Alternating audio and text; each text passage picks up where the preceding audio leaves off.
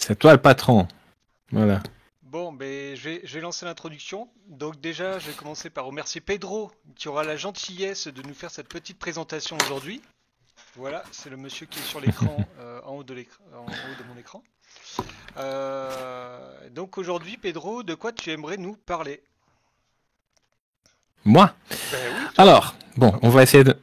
D'accord, ok. Bon, on va mettre une chose un petit peu en contexte. Donc, bonjour à tous. Bah, enchanté. De la même façon qu'il y a quelqu'un qui a dit que MeFish Eye nous a beaucoup parlé de toi, je dois vous dire aussi, chers amis, que MeFish Eye m'a beaucoup parlé aussi de vous et d'illustration et motivation. Donc, c'est un vrai plaisir. Parce que, encore une fois, pour mettre un peu les choses dans le contexte, je pense que Florian, nous, on a travaillé ensemble il y a 3 ans, peut-être même 4, parce que le temps passe vite, donc je ne sais même Ouais, plus. effectivement. Mais voilà, dans un accompagnement, tu étais parmi mes premiers clients en réalité dans ma nouvelle vie justement de coach et formateur en développement commercial. Et donc ça faisait depuis longtemps. Et donc depuis, quand on a terminé l'accompagnement, on s'est vu une fois, peut-être 2 fois par an. Et à chaque fois, c'était intéressant de voir nos évolutions respectives Ouais. depuis ce temps-là. Et, et entre-temps, Illustration et Motivation a continué comme réseau Discord, très engagé depuis. Et donc, je dis, ça, c'est super. Et donc, ça faisait depuis longtemps qu'on se disait à chaque fois, parce que j'ai continué, Ouais. dire, bah, un jour, peut-être, ce serait intéressant un atelier, un webinaire, quelque chose, en tout cas, rendez-vous avec les gens illustrateurs, surtout à partir du moment où je me suis de plus en plus spécialisé dans les métiers créatifs, donc des graphistes, vidéastes, motion designers, illustrateurs aussi, oui, tout à fait. Et je vais de plus en plus dans ce sens-là. Donc plus récemment, j'ai même lancé le podcast, le Creative Vendor, donc dont l'objectif est de réconcilier les métiers créatifs avec la vente, cette chose diabolique, Ouais. et la prospection, qui est encore plus diabolique. Mais d'une manière que j'espère originale. Je vais lancer demain le 10e épisode, ça se passe très bien. Et depuis que j'ai assumé cette spécialisation, ça se passe très bien et j'adore parce que j'adore les créatifs. J'ai même moi quelque chose de créatif en moi. J'ai failli être musicien. Failli. J'ai été semi-professionnel pendant un certain temps. Hein? Failli, bah oui, raconte. Non, failli être professionnel, j'ai été semi-professionnel pendant 3 ans. Donc en fait, juste pour remettre en contexte de moi-même un petit peu de mon parcours, pour faire très simple, donc je suis portugais, presque français. C'est juste une question de mettre le dossier pour la nationalité que je reporte à chaque moment, mais ça va arriver. Je me suis donné ça comme objectif. Donc au total, pour faire très simple, j'ai eu tout un parcours au début dans le journalisme, dans la communication. Après, j'ai fait plusieurs DEA, j'ai fait un doctorat en sciences gestion en même temps que je travaillais à la Chambre de commerce franco-portugaise à Paris. Après, j'ai été dans des aventures entrepreneuriales, j'en ai eu marre, je me suis devenu veilleur de nuit. Grâce au fait d'être veilleur de nuit, j'ai même donné une formation chez HEC pendant une journée parce qu'un client, c'était un prof d'HEC, parce qu'il savait que je faisais du coaching dans ma reconversion professionnelle, etc., etc., etc. Et tout ça, ça arrivait à un moment que, quand je m'étais reconverti dans le coaching, en fait, de généraliste, développement personnel, tout ce que vous voulez appeler comme ça, je n'arrivais pas à vendre, donc je me suis formé, j'ai adoré. C'est là que j'ai commencé à gagner le goût pour la vente et même pour la prospection, parce que j'ai vu qu'il y avait beaucoup de psychologie. Et Mhm. j'ai commencé justement à ce moment-là à avoir une petite... Ma première spécialisation, c'était les musiciens, justement. Ouais. Quand j'étais aussi musicien, 60% de mes amis à l'époque à Paris, c'était des musiciens. Et c'est eux, grâce à eux, que j'ai eu les contrats suffisants à prix ultra symbolique pour avoir ma certification en tant que coach en 2018, si je ne me trompe pas déjà. Donc après, j'ai enchaîné, j'ai travaillé avec un organisme de formation justement où je m'étais formé. Et après, j'ai même été responsable de la partie pédagogique à un moment donné. Après, ils ont changé de métier. Moi, j'ai continué en solo déjà depuis plus d'1 an. Et voilà. Et là, je viens de créer la marque, le Creative Wonder, qui est un projet éducatif. Je l'assume. C'est-à-dire, c'est pas le nom de ma boîte. Le bon nom de la boîte, c'est moi-même, mais c'est une marque, si vous voulez, qui a le podcast, qui aura la newsletter que je vais lancer très bientôt, des formations spécifiques pour les créatifs et la future chaîne YouTube que je compte faire pour le 2e trimestre au plus tard de 2024. Voilà. Donc, c'est pour ça. Donc aujourd'hui, l'idée, et Florian, tu me confirmes, donc j'avais proposé à Florian que pour faire votre connaissance avec grand plaisir, qu'on discute un petit peu autour d'une thématique précise qui est comment faire de la vente, comment trouver des clients du business en tant qu'illustrateur, mais dans un contexte B2B, donc c'est-à-dire un contexte entreprise. Pourquoi c'est intéressant? Bon, parce que en fait, la plupart, donc quand j'ai eu des illustrateurs, aujourd'hui j'accompagne même un illustrateur en plus aussi, plus récemment, mais c'était peut-être des métiers créatifs celui que j'associais le moins au B2B. Les graphistes, souvent, cherchent à vendre des identités visuelles en entreprise, aux TPE, aux freelance, etc., etc., etc. Mais souvent, les illustrateurs, ça venait dans deux types de catégories. Soit, ils étaient à fond dans le monde de l'édition, Oui. justement, un grand classique, donc c'est le classique, circuit de l'édition, et dans ce cas-là, grand classique. Et là, c'est marrant parce que ça me fait, on en parlera, mais ça me faisait beaucoup, énormément, penser à mon expérience avec les musiciens. Parce que le milieu de l'édition dans les illustrateurs me fait beaucoup rappeler, vous me dites ce que vous en pensez, mais le système des producteurs, des programmateurs et des intermédiaires qui existent dans le monde de la musique. Donc, une partie, c'était, OK, on est concentré dans l'édition. Et notre partie essaye de se starifier à travers son style propre, unique, pour essayer de faire des ventes massives par la notoriété des réseaux sociaux auprès d'un public B2C, c'est-à-dire de particuliers. Alors, avec le temps, même si des principes de marketing, de vente il y a des principes qui sont généraux pour B2B, B2C ou B2BC ou tout ce que vous voulez, que ce soit particulier entreprise, parce que la psychologie humaine est une seule. La réalité, c'est qu'il y a des particularités dans la démarche, je parle pas de démarchage, démarche, en entreprise, qui sont un petit peu différentes. Le langage est différent, l'approche est différente, et je me suis rendu compte avec le temps que j'avais plus de goût pour le B2B, pour cette partie plus chiante. Pas du tout. Je vais vous persuader du contraire, qui était de aborder les marchés d'entreprise.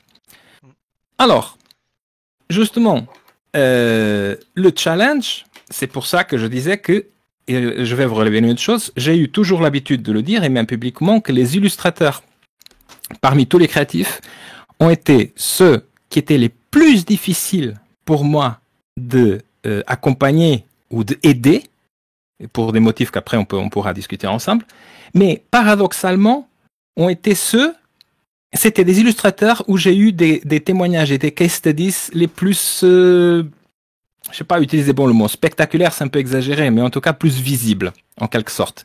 Par exemple, là, au jour d'aujourd'hui, je pouvais partager avec vous, j'étais très content d'une des dernières illustratrices que j'ai accompagnées. Je pense que tu connais, Florian, c'est Morgane.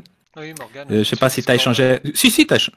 Elle est sur le Discord. Exactement. Morgane m'a envoyé aujourd'hui un message en me disant, je sais que tu en as marre que je te dise merci.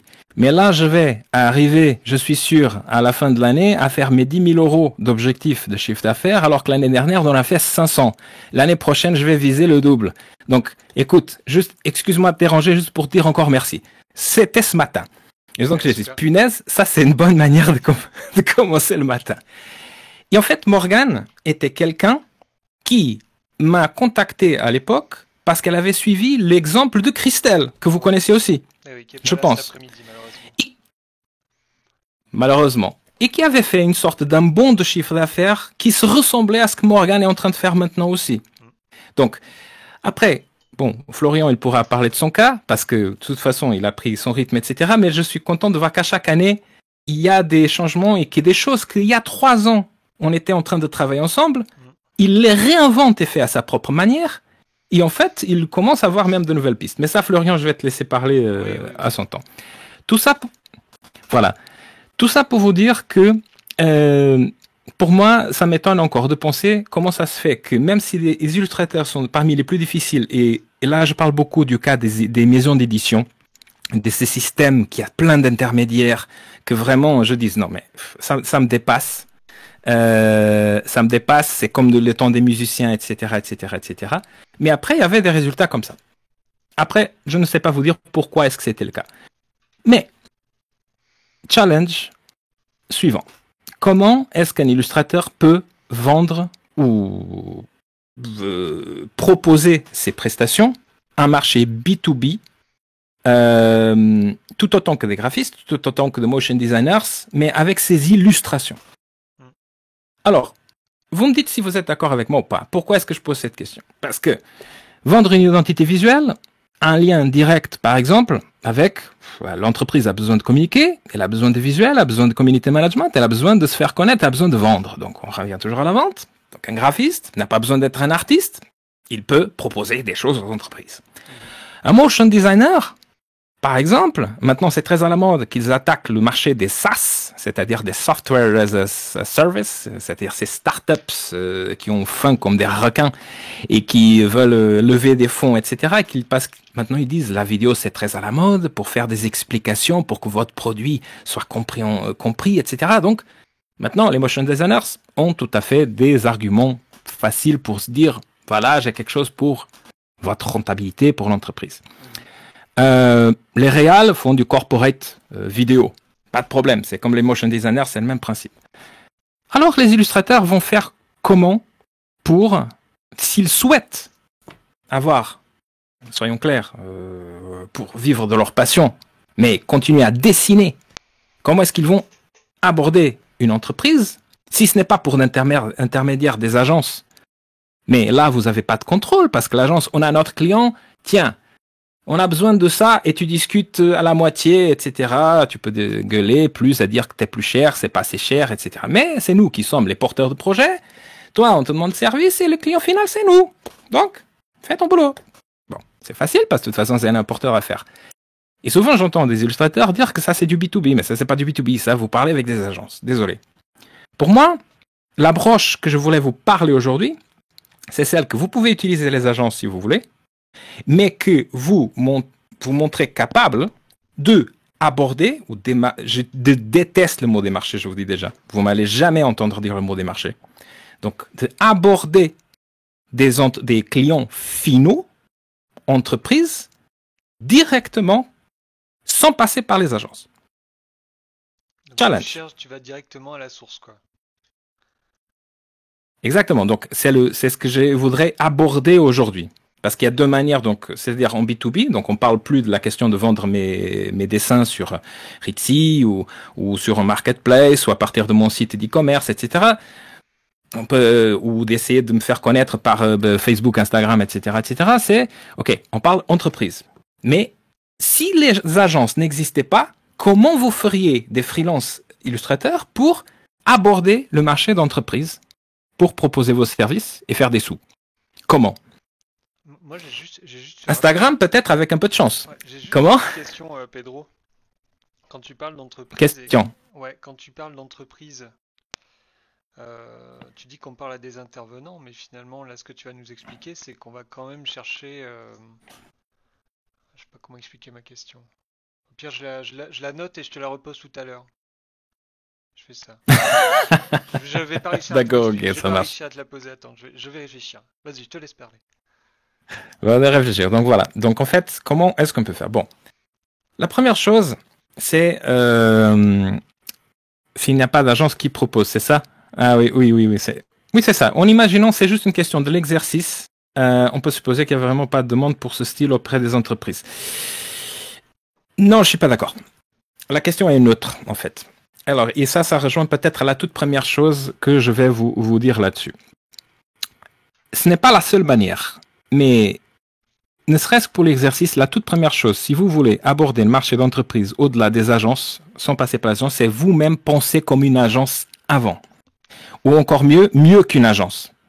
Parce que les agences 360, elles ont aussi d'autres problèmes. D'ailleurs, j'en ai écrit un post qui a fait un petit peu mis un peu de la zizanie sur LinkedIn il y a quelques jours en disant que les agences 360 étaient les cordonniers les plus mal chaussés qui existent. Parce qu'en fait, elles n'arrivaient même pas à se différencier elles-mêmes. Ils étaient en train de se bouffer les unes les autres sans se différencier. Donc, même problème qu'elles sont censées régler, elles ont elles-mêmes. Donc, pourquoi? On verra. Penser comme une agence, ça veut dire quoi?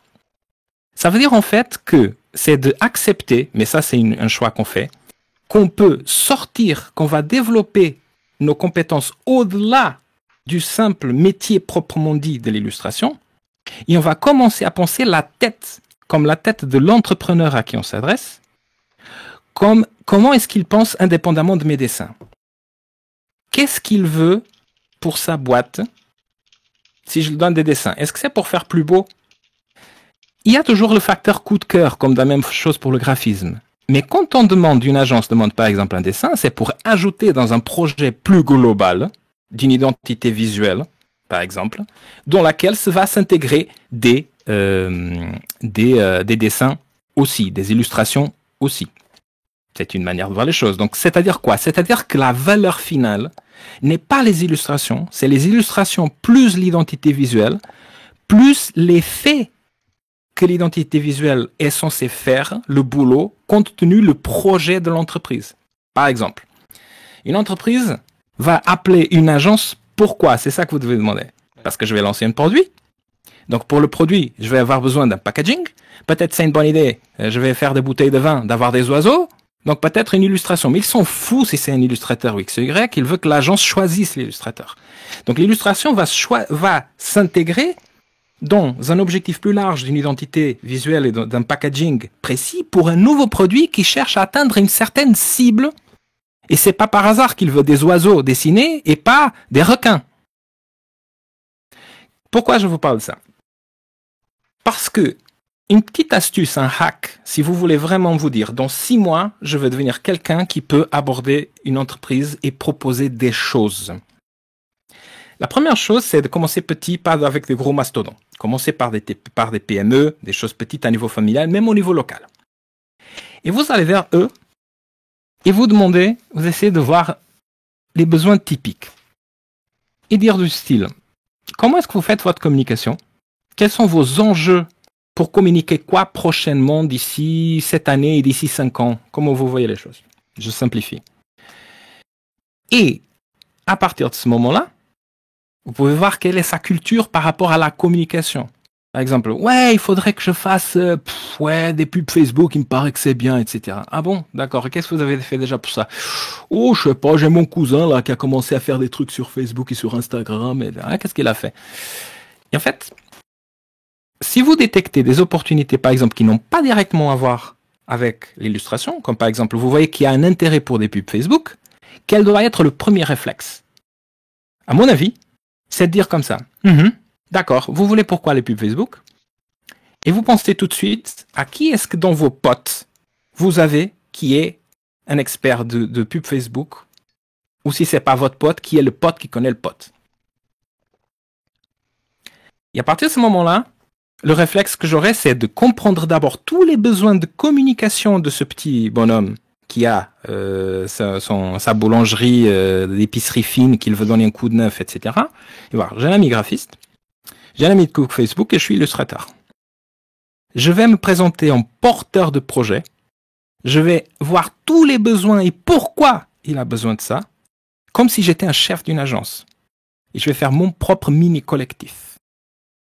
De quoi vous avez besoin? Je dis, mec, toi t'es graphiste, toi tu fais des pubs, on va proposer une offre conjointe, voilà, et je vous apporte à moi, avec moi dans mon projet. Voilà. Ça peut arriver aussi que finalement il a besoin juste des pubs Facebook, peut-être vous pensez à ça, et finalement il s'en fiche de l'illustration. C'est vrai. Mais dans ce cas-là, vous pouvez dire à votre pote qui sait faire les pubs Facebook, va parler avec lui et essaye de lui persuader que des illustrations, ça ferait du bien, punaise. Sinon, tu n'auras plus de boulot avec moi, j'exagère, mais vous pouvez justement négocier là-dessus. C'est comme ça que vous commencez à faire des mini-agences ad hoc, improvisées, qui vont vous apporter du business au-delà ou dans lequel votre savoir-faire va s'intégrer. Mais pour ça, il faut avoir une vision périphérique, comme tout le 360. Peut-être pas tout le 360, mais au moins une partie. D'avoir le réflexe de dire, ok, c'est pas des illustrations qu'il a besoin, c'est un truc où il va avoir des illustrations. Mais par contre, je peux m'avancer à mes amis graphistes, traffic managers, etc., qui sont passifs dans leur coin, qui vont adorer que je les emmène dans du business. Ils vont devenir mes alliés pour à chaque fois que je trouve des opportunités. Donc, premier conseil que je vous challenge, c'est pas une règle d'or. C'est pas une règle d'or, c'est un... Attends, je vais mettre ici pour voir un petit peu Après, je vais voir un petit peu plus en détail les questions et tout ça. Et je vais demander l'aide à Florian pour m'aider à voir un petit peu les choses qui apparaissent. La première chose, c'est de penser justement comme avoir la tête d'un directeur de mini-agence et détecter des opportunités dans lesquelles l'illustration elle-même elle fonctionne. Ça, c'est le premier peut-être conseil que je donne. S'il y a un deuxième conseil, est le suivant. Et je suis en train de semi-improviser, hein, mais les choses sont structurées, mais je voulais vous sentir les choses, je veux voir ce qui me sort. La deuxième chose, c'est que je vous connais, mes amis, je sais que vous pensez que la vente, c'est la pire des choses et presque une antithèse de la création. Je vais vous dire en fait qu'il n'en est pas ainsi. C'est penser la vente pas comme vous vendre, ni et moins encore comme convaincre de quoi que ce soit. Alors, qu'est-ce que ça veut dire vendre? Vendre, ça ne sert pas à convaincre quelqu'un à nous acheter mon illustration. Vendre, ça veut dire poser suffisamment de questions pertinentes, je vais répéter ce que je dis, poser suffisamment de questions pertinentes à mon interlocuteur pour comprendre quels sont ses besoins indépendamment de ce que je fais, pour voir où est-ce que je mets là-dedans et je greffe mon savoir-faire de manière à lui apporter de la valeur. Ça rejoint un petit peu ce que j'ai dit avant. Et le but de ces questionnements, ce n'est pas de le faire gober mon produit, c'est tout simplement de clarifier qu'il y a un match entre son besoin à lui et ce que je sais faire. Ça, c'est la vente. Donc, une vente est gagnée pas quand vous arrivez à faire gober quelqu'un et à convaincre c'est regardez mon style, regardez mon portfolio, regardez ce que je fais, regardez, etc. Vous avez besoin. Non, vous n'en savez rien. Vous posez tout simplement des questions. Qu'est-ce que vous voulez? Où est-ce que vous en voulez aller? Pourquoi? C'est l'art de creuser par des questions. Et à partir de là, on va matcher à la fin en écoutant 80% du temps et parlant 20% du temps, pas comme moi je suis en train de faire avec vous là maintenant, parce que je suis pas en vente, je suis en conférence, pour clarifier est-ce qu'il y a quelque chose qu'on puisse faire ensemble ou pas, pour que vous ayez de la valeur. Est-ce que mon savoir-faire illustrateur peut s'intégrer dans quelque chose de complète, ou alors l'illustration elle-même? Comme par exemple quelqu'un a une couverture d'un livre, il veut une illustration. Ok, c'est assez clair. Mais ça n'empêche pas aujourd'hui Florian, par exemple, de le poser des questions partout sur pourquoi vous voulez faire ce livre. Quels sont les gens que vous allez mobiliser? Qu'est-ce que vous faites actuellement pour avoir le plus de succès pour ce livre? Et vous pouvez demander, mais c'est quoi le rapport entre ces questions et son métier d'illustrateur? Et c'est ça, en fait, si vous voulez, le deuxième conseil que je vous donne aujourd'hui, c'est que non simplement penser avec la tête d'une agence 360, pensez comme la tête d'un consultant, coach, au meilleur sens du terme. Pas le mec chiant avec une costard cravate là qui débite des tableaux Excel, mais comme quelqu'un qui va poser des questions tellement bien foutues que la personne va dire, punaise, là, il me pose une colle, mais c'est qui ce mec? Et vous allez être plus un conseiller qu'un simple exécutant. C'est ça la question. Quand on se concentre trop sur notre propre métier, notre art, il y a un danger. C'est qu'on se pose dans la position d'un exécutant, d'un obéisseur, comme dans les agences. Donc, c'est-à-dire que l'art de la psychologie de la vente et de la prospection et tout ça peut être un petit peu, je suis persuadé, ce qui va vous apporter l'indépendance vis-à-vis des abus des maisons d'édition, des abus des agences et des abus des clients chiants. Oui. Donc en fait, c'est-à-dire que c'est ça. D'un côté, l'agence 360, d'autre, c'est d'être un conseiller global. Et votre valeur perçue de vos propres arts va augmenter avec cette perception de votre capacité à poser des bonnes questions et de guider par les questions l'autre personne. Oui. Voilà, donc ça c'est un deuxième point. Troisième point, peut-être. J'aimerais juste appuyer, Pedro. Vas-y. Sur le fait des coachs. J'aimerais juste en parler pour rappeler aux communautés et peut-être aux gens qui vont regarder la vidéo plus tard, là, en retard. D'accord. La notion de coach, c'est vraiment la notion d'accompagnateur. Alors le problème, c'est qu'aujourd'hui, coach, il y a un peu tout et n'importe qui prend ce statut, même des gens qui n'ont pas forcément les compétences. Donc, je pense que c'est une question qu'on passera plus tard. Il y a une question que je poserai au niveau de justement de la valeur que tu vas apporter à cette capacité, pas de coach, mais d'accompagnement, que je trouve qu'il y a un terme quand même plus positif que coaching, quand même assez Mhm. négatif aujourd'hui. Ok, Et l'accompagnement, ouais, c'est c'est vrai. quelle valeur on pourrait lui donner et quelles compétences il faut, parce que c'est compliqué aussi l'accompagnement. Donc peut-être que ça vient par l'expérience. Mais ça, je pense je poserai la question Ouais. tout à l'heure. Donc plutôt, D'accord. Non, mais voilà, c'est légitime. Donc, ouais. Si coach vous gêne comme terme, préférez le terme ouais. d'accompagnateur. C'est plus C'est- positif Ouais, selon c'est mon ça. plan. Voilà. Oui, voilà, je C'est te laisse ça. Parce qu'en rebondir. fait, non, non, mais merci Florian, parce qu'effectivement c'est important. C'est vrai que le terme coach a été déjà tellement utilisé, alors que le coaching, justement, qui était, c'est justement le contraire d'un consultant au sens de donner des conseils. C'est justement d'accompagner par le questionnement et en fait, c'est pas le coach qui brille dans le vrai coaching, pas dans le coach que tout le monde s'appelle coach aujourd'hui, en Oui, fait. oui. C'est justement le client, en fait. Donc c'est complètement différent. Non, t'as bien fait de jeter. Le troisième point, et je me termine là avec l'intervention pour qu'après on parle des plusieurs questions, c'est sur la question, la fameuse de la prospection. Et ça, je vais... cette chose horrible, démarchage. Démarchage, alors je déteste ce mot, je l'ai déjà dit tout à l'heure, je le répète. Ce que je veux vous dire, c'est, et ça s'applique aux illustrateurs, ça s'applique à tous les autres créas, c'est de penser, vous appelez ce que vous voulez. Je m'en fous du nom, prospection, etc., etc. On va appeler prospection le acte de aller vers, de sa propre initiative, vers quelqu'un, et pas le contraire, pas de faire de attendre avec notre post, sur Instagram qu'on vienne vers nous et qu'il y ait une demande entrante. Voilà, c'est la seule chose, c'est aborder ayant du business en tête. Mais pourquoi est-ce que je dis pas aborder dans le but de vendre? Ah, Parce que c'est pas sûr. ah, pas de vendre. La prospection, je vais vous donner ma définition de prospection. Ok? Moi, juste une petite explication. Je viens du journalisme. Je ne viens pas de la vente.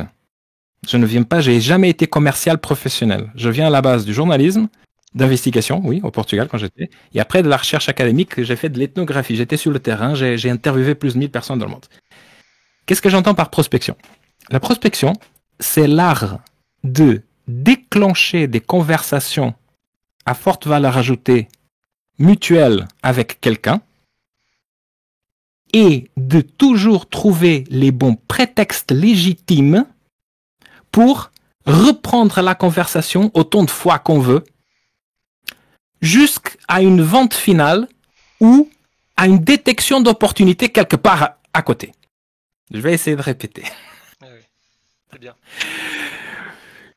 Répétez. Donc, la prospection n'est pas l'art d'aller faire embêter les gens pour vendre et faire gober quelque chose, comme le gars qui m'appelle, je sais pas combien de fois, pour me vendre des pare-brises, alors que je n'avais même pas de voiture, quoi. Ou qui me vend des CPF alors qu'il est consommé déjà depuis le début de l'année, quoi.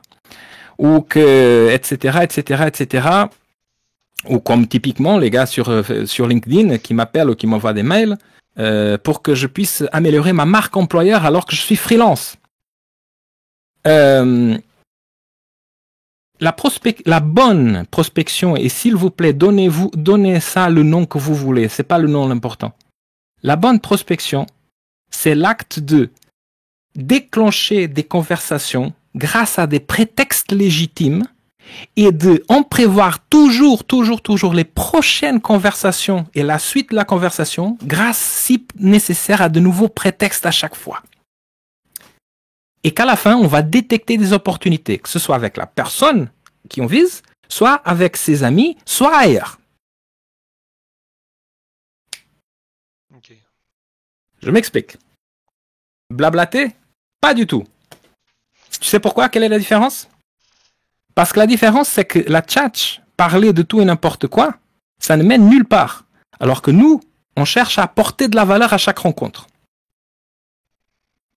Quand je demande, je vous donne un exemple. En ce moment, je suis sur LinkedIn et j'ai déjà plein de rendez-vous déjà marqués pour la semaine prochaine avec plein de créatifs que j'ai vus, que j'ai ciblés sur LinkedIn, qui sont un peu sur LinkedIn, parce que je planifie de faire la première formation francophone sur prospection LinkedIn spécifiquement pour les métiers créatifs. Et j'ai besoin qu'ils m'aident à le faire. à l'affaire pour savoir qu'est-ce que je mets dedans. C'est sincère, c'est un prétexte légitime, c'est vrai.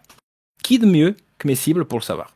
Donc je leur dis, il y a une technique, une manière d'aborder les gens. C'est pas n'importe comment envoyer des pavés, etc. Une manière d'aborder, personnalisée, pas comme ces mails massifs là qui circulent maintenant partout, avec tout ça. J'ai un taux de réponse presque de 50% à ce moment-là, et de toute façon, ce n'est pas de 50%, de toute façon, je relance doucement après, et je reviens toujours, calmement, sans hâte, en disant, j'ai besoin de votre aide pour faire une offre. Bien entendu que des gens qui me disent, ah ok, avec plaisir, ont au moins une curiosité par rapport à l'offre que je prépare. Et sinon, ils ont aussi envie de aider le plus grand nombre de leurs confrères. En tout cas, les créas pensent comme ça, pas comme d'autres métiers peut-être, comme des consultants peut-être, ils s'en foutent des autres consultants. Les créas, au moins, il y a la preuve qu'il y a une certaine solidité. Vous voyez, c'est ici l'illustration et motivation. On a quand même, il y a quelque chose chez les créas qui n'existe pas. Bon, blabla, attends, je vais voir celui-là. Ah, d'accord, ok. D'accord, ok, on se rapproche alors dans ce sens-là. Blablater, ok, je prends ce note aussi, Mols. Alors, le truc, c'est que, justement, je leur demande juste 10 minutes, même si ça prend toujours plus longtemps, mais je m'engage avec moi-même que ces 10 minutes, ils vont enrichir leur vie, parce qu'ils vont passer un bon moment, parce que je vais leur parler, poser des questions intéressantes, et justement, à la fin, je peux même leur donner 1 ou 2 conseils s'ils me le demandent, parce qu'ils vont parler avec quelqu'un qui connaît du sujet qui les intéresse. Donc, l'idée, quand on vend, la plus grande erreur de n'importe qui, illustrateur ou autre, quand ils ne veulent pas se vendre, ne veulent pas vendre, parce qu'en fait, ils font une erreur, qui est de vendre le son produit dès le premier message. Et c'est pas ça le but. La seule chose que vous avez, et surtout en entreprise, à vendre, entre guillemets, ce n'est pas vos illustrations. C'est le rendez-vous de 10 minutes que vous voulez avoir. Vous vendez un rendez-vous de 10 minutes. Pour qu'après, dans ce rendez-vous de 10 minutes, il est tellement spectaculaire, tellement génial, qu'en fait, vous arrivez à vendre un rendez-vous un petit peu plus grand, si ça se justifie. D'une demi-heure. Pour montrer mes illustrations, parce que la conversation a été menée dans ce sens. Et dans le rendez-vous d'une demi-heure, on va peut-être avoir un rendez-vous avec toute la direction, peut-être pendant 3 heures. Donc en fait, c'est de chercher toujours des micro-engagements à chaque fois. Et pour ça, il ne faut pas perdre la trace de ces gens et de ces contacts pour savoir toujours, dire, ok, il est là, j'ai eu un bon rapport, ça n'aboutit à rien, peu importe, d'ici 3 mois, je vais trouver un autre prétexte pour reparler avec elle, parce que la conversation va nous apporter certainement quelque chose. Donc la prospection, c'est l'art de toujours sautiller de micro-rencontres en rencontre et toujours trouver les prétextes pour nourrir et de choisir vos contacts stratégiques que d'ici 3 mois, 6 mois, 12 mois, 24 ou 36 mois vont vous apporter quelque chose. C'est votre pétrole. On appelle ça un CRM, c'est-à-dire Customer Relationship Manager. C'est un carnet d'adresses si vous voulez, mais qui vous avez l'indication à chaque fois qu'est-ce que je vais faire ou dire à cette personne, dans quelle date et sous quel prétexte. Exactement. Sous quel prétexte. Je vais vous donner un exemple. Là, je suis sur le point de signer avec un photographe, probablement, dont ma première conversation avait commencé en février de cette année. On a eu une belle conversation. Je ne voyais pas de sens parce qu'il était encore en train de démarrer, etc. Après le printemps, mais on a gardé le contact. Je l'ai même envoyé une mini-formation que j'avais pour qu'il me donne son avis, etc. en forme gratos. Et après, je lui ai demandé son avis. Après, c'était son anniversaire. Je l'ai envoyé, c'est ton anniversaire, joyeux anniversaire. C'est sympa. Je vais vraiment lui dire joyeux anniversaire. Plusieurs mois après, j'avais marqué qu'il faudrait que je trouve pour garder le contact avec lui 6 mois après. Et 6 mois après, je mets une conversation juste pour avoir un peu des nouvelles, pour raconter que j'étais en train de faire 2-3 choses, le podcast. Et tout d'un coup, il avait un besoin parce que le printemps avait été spectaculaire pour lui. Donc finalement, il avait eu. Mais entre-temps, là, ça baissait à nouveau. Il voulait voir comment démarcher les agences. Ah bon? J'ai une nouvelle à te donner. C'est que maintenant, maintenant, très probablement, tu peux te faire financer parce que je viens d'avoir un partenariat qui permet de financer. C'est pas le CPF, c'est avec ton OPCO. C'est dans son cas. Et donc, résultat. Donc, ils disent, ah d'accord, ok. Oula. Voilà. Et donc, on en rediscute. Mais est-ce que je vais m'embêter s'il me dit, je vais laisser ça pour après? Non, parce que je kiffe le mec, déjà. À chaque fois, il a eu un bon rapport. Après, je sais qu'il est bon aussi. Donc, il va faire du bon travail. C'est juste qu'il a besoin de ça. Et quand il sentira vraiment besoin de passer à l'action, qui est le premier qu'il va penser? Toi-même. Relax. Je suis relax. J'ai pas besoin de m'embêter pour prospecter. Je prospecte calmement. Calmement. Je gagne plus. Aujourd'hui, on gagne même plus si on est suffisamment organisé. Je vais parler de comment organiser. Oui. À revoir. Qu'est-ce qu'il y a des anciens contacts qu'on a oubliés? Qu'aller vers des nouveaux. Ne serait-ce des contacts qui connaissent quelqu'un, qui peut nous donner un rendez-vous de 10 minutes pour poser les questions de la manière comme j'apprends mes coachés à le faire. Pour que ces 10 minutes soient spectaculaires et qu'on n'a même pas besoin de parler, presque. Et c'est une première pierre que vous mettez dans votre CRM et qui va vous servir pour des mois, voire des années à venir, si la chose est bien faite. 3. Donc pour finaliser, chers amis, et après on va discuter un petit peu toutes les questions, vos cas, si vous voulez, on va échanger, parce que ça m'intéresse aussi de voir vos questions, de voir des cas précis. 3 choses. Première, pensez comme une agence 360, c'est-à-dire au mieux qu'une agence 360, parce qu'ils ne pensent pas si bien que ça, en réalité, la plupart. Pensez toujours dans le besoin global de communication de la petite boîte de l'entrepreneur qui est devant moi, et pourquoi il veut faire ça. Deuxième, pensez comme un accompagnateur, comme quelqu'un qui accompagne, qui pose des bonnes questions pour découvrir les vrais besoins de l'autre et en faisant ça plus que votre expertise toute seule. Et troisièmement, pensez la prospection pas comme un démarchage aveugle et pas pertinent, mais comme l'art de déclencher les conversations et de toujours nourrir ces relations sur le long terme et qui seront votre capital de votre agence unipersonnelle, si vous voulez, et de votre marque, en fait. Parce qu'on parle beaucoup de faire une communauté et de fédérer, mais la meilleure manière de fédérer une communauté, c'est de parler one-to-one dans un premier temps avec un noyau dur. Et ça, ce serait une autre conférence en plus. On parle beaucoup de contenu dans l'âge où on a des contenus partout, mais on ne parle pas d'aller parler aux gens et de les écouter surtout. Et de savoir qu'est-ce qui est vraiment important pour eux, qu'est-ce qui les emmerde dans le jour à jour, au lieu de blablater, je disais comme tu disais tout à l'heure, Wolf, de vraiment faire dire, mais ce mec, il s'inquiète vraiment de moi, il a une vraie pensée au total, quoi. Punaise, on dirait qu'il est juste un illustrateur, il a beaucoup plus que ça en plus. Tu sais quoi? C'est un top illustrateur, ce gars. Et voilà, et c'est comme ça la psychologie humaine. C'est que quand on est bon dans un truc, rien n'empêche qu'on aille... Je termine avec cette métaphore. En fait, je me suis fait coacher pendant un petit moment avec un coach physique mental aussi, que j'avais coaché commercialement. Donc, on a fait une sorte d'un troc. Cédric. Et en fait, il m'a parlé des mouvements antagonistes. C'est-à-dire que ça veut dire quoi? Ça veut dire que si vous faites des pompes, en fait, vous musclez ici, etc. Mais pour faire de meilleures pompes, vous devez faire des mouvements antagonistes, c'est-à-dire de prendre des trucs là, des sangles, qui tirent vers là et qui vont faire le mouvement inverse. C'est la même chose avec la vente pour la création et pour les illustrations. Vous avez passé des années, et très bien, à développer votre geste qui fait votre marque personnelle en tant qu'artiste, et c'est très très bien.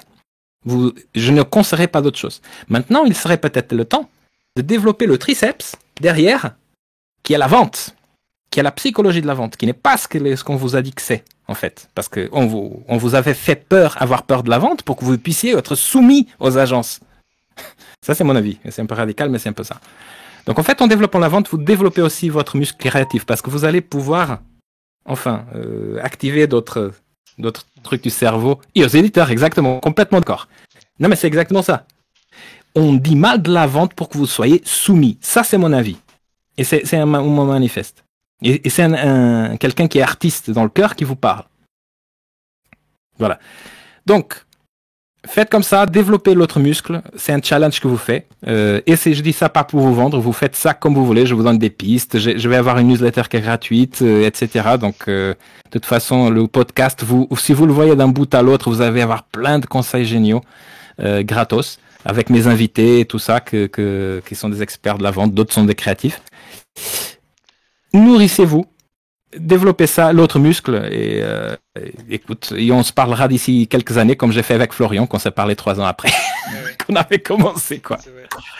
Voilà, bon, écoutez, je vous propose qu'on échange maintenant, qu'on regarde toutes les questions. Florian, chef, je te laisse faire. Merci beaucoup, Pedro. Alors, ce que je vais faire, c'est que je vais donner la parole à ceux qui seront à l'aise au micro. Donc, qui pense qu'il veut parler? Vous pouvez cliquer sur le bouton demander la parole, ça ira plus vite qu'écrire, je pense. Levez la main, voilà, levez la main comme à l'école. Et ouais, c'est rigolo. Moi, j'ai une question en attendant qu'on ait des gens qui osent prendre la parole. Au niveau de la psychologie, est-ce que tu trouves les musiciens plus extravertis que les artistes, et lequel est le plus difficile des deux pour gagner son argent? Parce que toi, quand on s'était rencontrés, tu m'as expliqué la musique, c'est dur quand même, hein. C'est dur de former des musiciens. Oui. C'est très dur. Alors, t'as abandonné ou pas? Ouais. Mais c'est... Quoi? Si j'ai abandonné? Pour les musiciens? Oui, je n'ai pas... J'ai pas eu. Le dernier musicien que j'ai eu, c'était un compositeur justement quand j'étais dans l'organisme Destination Client à l'époque, etc. Non, en fait, les musiciens, surtout les musiciens du spectacle vivant, c'est-à-dire qui font, je parle pas forcément des compositeurs, je parle des musiciens vraiment qui font du show vivant, etc. Parce qu'en fait, il y a toute une série de choses qui jouent, et c'est pas leur faute, disons ainsi, mais qui jouent pas à leur faveur. Déjà, ils ont un rythme de vie qu'ils doivent faire leur boulot au moment où les gens se reposent. Donc en fait, c'est-à-dire que normalement, ils vont travailler beaucoup la nuit. Donc ils vont pas avoir un rythme de vie qui supporte une certaine discipline, parce qu'il le faut quand on a une démarche carrément de vente, je vais parler du CRM. Il faut quand même des petites routines commerciales. Il les faut des routines pour qu'on les oublie. C'est difficile de faire des routines. Après, justement, ils ont comme les illustrateurs dans le monde de l'édition, il y a plein d'intermédiaires, des rapaces partout, etc. Et après, ils doivent lutter et apporter du matos, etc. Parfois pour 50 € et passer un chapeau. Pour rien. Et toujours dans le rêve qu'un jour, il y a quelqu'un qui va prendre la main. Donc en fait, c'est un mélange de fausses croyances avec un style de vie qui leur est un peu imposé, qui est difficile de mettre un peu de croyance, discipline, un certain mindset, comme on dit beaucoup aujourd'hui, pour apprendre ces choses, pour vouloir ces choses. Donc c'est dans ce sens-là qui était particulièrement difficile. C'est comme les illustrateurs, mais avec l'inconvénient supplémentaire que leur lifestyle est vraiment n'est pas très sain, toujours, je le répète. C'est difficile. C'est mon avis. C'est une impression que j'ai. Je sais pas si j'ai répondu à ta question, Florian. Si, c'est bien. Oui.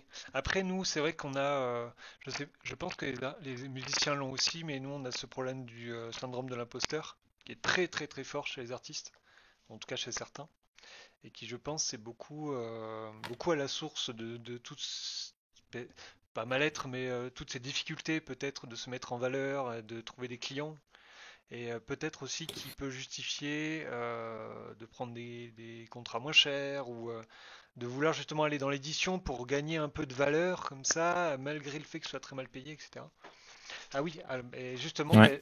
j'ai posé la question de Mols. Est-ce que tu aurais des conseils contre le syndrome de Vas-y. l'imposteur? Oui.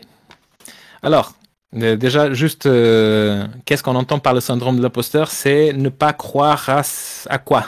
Juste, et je pars à partir de là, parce qu'il y a plusieurs définitions possibles. Ouais, Mols? la valeur, avoir de la valeur.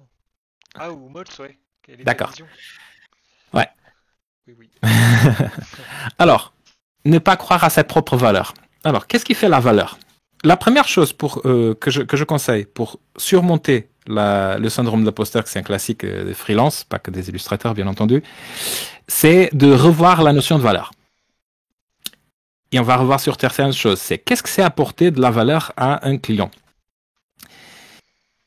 Ce qui fait le syndrome de l'imposteur, c'est de penser en fait que c'est la prestation spécifique elle-même qui apporte toute la valeur attendue de la part du client. Ça, c'est la première chose.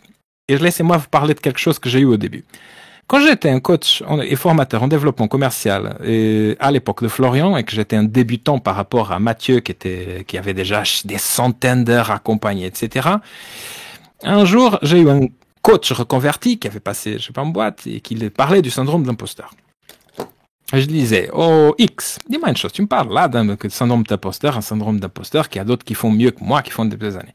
Dis-moi une chose, moi je suis avec toi. Mathieu, là, il a déjà des centaines d'heures, plus que moi, d'expérience, de savoir-faire, etc. Est-ce que tu ne te sens pas gêné que tu sois avec moi et pas avec lui? Vas-y, parle. Est-ce que tu penses que je suis moins bon que lui? Bah non, attends, c'est pas ça que je vais... Non, mais écoute, je veux que tu dises une chose. Alors, je vais poser la question d'une autre façon. Est-ce que tu penses que Mathieu m'a confié pour te coacher parce qu'il n'a plus le temps et donc il t'a donné les restes et il y a un plan B? C'est ce que je voulais peut-être dire, mais pas... Oh, écoute, je vais arrêter tout de suite, là. Écoute-moi une chose. Est-ce que tu penses que le fait que Mathieu a déjà toutes ces milliers d'heures, je sais pas quoi, et d'expérience, etc., ne sont pas un inconvénient chez lui? Mais comment ça? Bah oui. Et aujourd'hui, je le sens, par exemple. S'il y a des avantages du fait qu'aujourd'hui, j'ai plus de 2000 heures que j'ai accompagné plus de 150 freelances et des petites agences et que j'ai surcoaché, etc., qu'est-ce que ça fait aujourd'hui? D'un côté, c'est vrai que je capte des choses beaucoup plus rapidement. C'est vrai que je peux avoir des idées plus rapidement, que je peux capter en 5 minutes ce que j'avance, ça me prenait 1 heure à savoir. C'est vrai. C'est vrai. Aujourd'hui, je parle avec un freelance, en 5 minutes de conversation, j'ai tout compris. J'ai une idée, je n'ai pas la solution, c'est pas ça que je veux dire. Mais j'ai compris où est-ce qu'il faut attaquer. Et après, s'il est capable, s'il y a les moyens, s'il y a des manières, etc. J'ai compris. Mais en revanche, le fait de beaucoup passer sur le métier d'être bon, ça fait aussi des défauts, c'est qu'on écoute moins. Un médecin, on a fait une étude, il passe une moyenne de 18 secondes. 18 secondes, un médecin déjà avec 20 ans d'expérience, en moyenne, de interrompre ce qu'il dit le patient avant de commencer à dire quelque chose et de prescrire quelque chose. Probablement. Parce qu'il est tellement sûr déjà des choses qu'en fait, il oublie qu'il y a des points que peut-être il devrait écouter plus et voir qu'il y a une spécificité dans le cas. Quand j'étais au début, j'étais au taquet. J'écoutais tout ce que Florian disait. Et je me souviens de ce qu'il a dit dans notre toute première séance. Qu'il a dit à Isabelle à l'époque. C'était intense, putain. Oui, parce qu'en plus, j'étais au taquet. J'avais une expérience sur d'autres choses et du coaching et d'autres médias. Mais je n'avais pas l'expérience que j'ai aujourd'hui. Et pourtant, ça a marché. Mais aussi, ça a marché beaucoup, pas parce que j'étais un génie du marketing, mais parce que j'ai écouté Florian jusqu'au bout. Et parce que j'étais vraiment à l'écoute. Et quand on est débutant, on est plus à l'écoute que ceux qui sont déjà avec la chair. La chair au sens académique du terme. Donc, deuxième chose que je vais dire. Aujourd'hui, les gens ont l'impression que je suis un grand expert avec mon podcast, alors que ce que je fais, je pourrais m'appeler un imposteur, dans le sens que ce que je fais, c'est d'apporter des experts pour parler, je leur pose les bonnes questions, et les gens pensent que moi, j'ai leur sagesse. Il y a un gars qui a été interviewé, qui est le deuxième gars, qui est un gars qui a, je sais pas, le mec, il a été dans des grands groupes, directeur commercial, on est devenus potes. Mais je l'ai interviewé, je l'ai connu sur LinkedIn, et le mec est allé dans le grand podcast de la vente français, que je ne me daigne même pas. Le mec a demandé des noms, et le mec m'a recommandé. J'ai dit, mais t'es fou, quoi! Mais, genre, t'es recommandé parce que toi, t'as une connaissance. J'ai pas de connaissance, moi, j'apporte la connaissance des autres, moi. C'est drôle. Qu'est-ce que ça veut dire? Ça veut dire que être un imposteur, ça peut être un avantage si vous êtes un imposteur honnête et bienveillant. Et la personne va vous faire, si vous êtes un illustrateur, même moins bon, théoriquement, mais vous êtes complètement à l'écoute de votre client, je vous assure qu'il va peut-être vous choisir un autre qui a plus, à même prix, qui a plus de réputation, parce qu'il sent que si vous faites une boulette, vous allez être disponible pour corriger jusqu'au bout et que vous allez être à l'écoute. Et moi, aujourd'hui, c'est ça qui compte. Je préfère des coachs pour quelque chose, pour quand je me fais accompagner, même moi aussi, qui soient plus à l'écoute, ou des prestataires qui soient plus à l'écoute pour corriger la boulette, que ceux qui savent beaucoup, mais qui vont pas m'écouter. Donc, tant mieux si je suis un imposteur.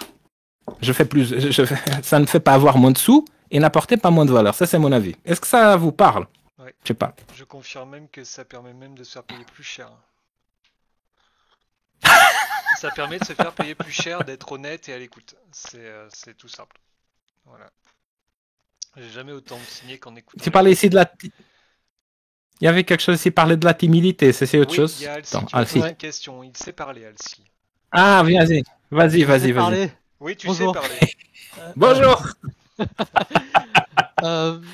Ouais, il y a un truc qui revient régulièrement quand on parle marketing dans les milieux d'artistes ou quoi, et c'est le fait que un milieu qui est très introverti, avec beaucoup de timides, et du coup parler directement avec les gens, faire des interviews en direct, c'est quelque chose qui est un peu chaud patate, apparemment. Dans le chat, moi si je me gourre, mais ouais, c'est ça. Et du coup, est-ce que Ça se voit. t'as des trucs pour gérer justement cette timidité et justement pour quand même créer du lien avec les gens malgré ça, quoi. Ouais. Oui, bien sûr. Non, c'est une très très belle question. En fait, je n'avais pas cité artiste pour moi, peut-être parce que je viens du monde des artistes de performance, d'art vivant, etc. Je n'avais pas pensé le lien entre l'illustrateur, peut-être spécifiquement, il y a une certaine timidité et le goût pour utiliser même des nicknames derrière là, comme vous tous derrière moi, dans des chats, etc., etc. Mais c'est vrai que c'est un travail différent parce que c'est un travail plus isolé, peut-être même comparé aux luthiers qui étaient les autres artistes amis de moi comme guitariste, qui sont aussi dans l'atelier et qu'en fait ne sont pas forcément tous les jours en train de discuter tous les jours. Bon. Alors, la question est la suivante, Alcy. C'est que quand on interviewe, qui est-ce qui parle le plus? Bah, c'est l'interviewé. Bah oui. Déjà, ça commence par là. Celui qui est interviewé est celui qui est censé parler le plus. Ben voilà. Moi, quand j'interviewe, je ne parle pas comme... je parle beaucoup. Mais quand je suis en conférence, je parle énormément. Mais quand je suis en interview, je parle très peu. Donc, j'ai appris avec le temps, en tant qu'extraverti, à avoir les deux rôles, si tu veux. Mais c'est-à-dire, en fait, que si tu penses que ton rôle n'est pas de affirmer dans une conversation, mais de poser des questions qui mènent la pensée de l'autre, en fait, c'est-à-dire que tu peux te convaincre, tu auras raison, que ton introversion, elle peut jouer à ta faveur. Si Christelle, elle était là, salut Christelle, si tu veux voir le replay, elle peut t'en parler. Ouais. Timidité, j'en ai vu. Et Florian est là, qu'elle la connaît aussi, donc à voir. Sa timidité, ce qu'on a bossé ensemble, et je le répète, à l'époque j'étais moins d'expérience, mais j'étais plus au taquet, c'est qu'on a dit, on va utiliser ça à ta faveur. Tu vas apprendre à avoir des questions, et à reconduire les questions, et à écouter, et à reformuler, et à dire, est-ce que c'est ça que vous avez dit? Oui, c'est ça. D'accord. Et maintenant, je propose qu'on parle d'autre chose. Et ça? Ah, blablabla, blablabla, blablabla, blablabla. Ok, je reformule. Vous avez dit ça et ça et ça. C'est exactement ça. Plus tu as, et ça je parle pas d'interview, je parle de vente en général. Plus tu collectes des oui, c'est ça chez ton interlocuteur, plus tu es proche de ta vente. Alors, bon courage pour trouver des oui, c'est ça en parlant tout le temps. Et en étant extraverti. C'est une idée complètement fausse qu'un bon commercial est un extraverti et qui a c'est blablaté, comme disait moi tout à l'heure, dans le sens du... non, de tchatcher, pardon. C'est une autre chose, qui est un tchatcher. Un bon commercial n'est pas un tchatcher. Un bon commercial, c'est un bon questionneur. Donc, peut-être que la seule chose, c'est de demander les gens en interview, mais ça, c'est autre chose. C'est différent d'interviewer quand tu es avec la personne, tu vois. Voilà, si. Ouais. Mais du coup, comment est-ce que tu fais ça? Comment est-ce que tu passes à l'acte? Parce que là, par exemple, qui dit bah, peut-être qu'on va déranger la personne, qu'on va la saouler. On va mal lancer la conversation, on va se faire comprendre. Et Ouais. ça, je sais que tu as une peur qui semble être très très Ouais. présente. Même Ouais. Marion parle de la difficulté, c'est se lancer. Ouais. Parce que, Aborder, enfin, je sais que pour moi, par exemple, le problème, c'est pas l'interview. Parce qu'une fois que tu es en interview, tout le track est passé. C'est tout le Ah, build-up qui est avant, tu vois, qui commence à monter, et tu te dis, putain, est-ce que je dis wow, quoi. Voilà, c'est ça, tu vois. ah si, tu veux dire dans le moment de l'interview, le début de l'interview, ou tu parles de demander l'interview? Demander l'interview. Ok, ça Demander c'est parce que même au l'interview, début. ouais, excuse. Non, non, non, non, non, s'il te plaît, finis ta phrase. Ouais, non, non, mais t'as raison, en fait, c'est tout ce build-up avant l'interview. Avant de D'accord, demander ok. l'interview, en fait. De se D'accord, dire, ok. tiens, je vais envoyer un mail à Pedro pour qu'il vienne faire une Ouais. conversation. Je vais te donner un hack enfin un hack. En fait, c'est peut-être the hack en fait. La chose pour tout débordage. Aujourd'hui, on a un grand avantage aussi, et à vous tous. Je vais peut-être. Ah, Florian, je t'ai pas encore dit celle-là. Je suis persuadé complètement qu'aujourd'hui, on a, ça a été jamais aussi facile d'aborder quelqu'un et qu'on nous remercie de les avoir abordés qu'aujourd'hui.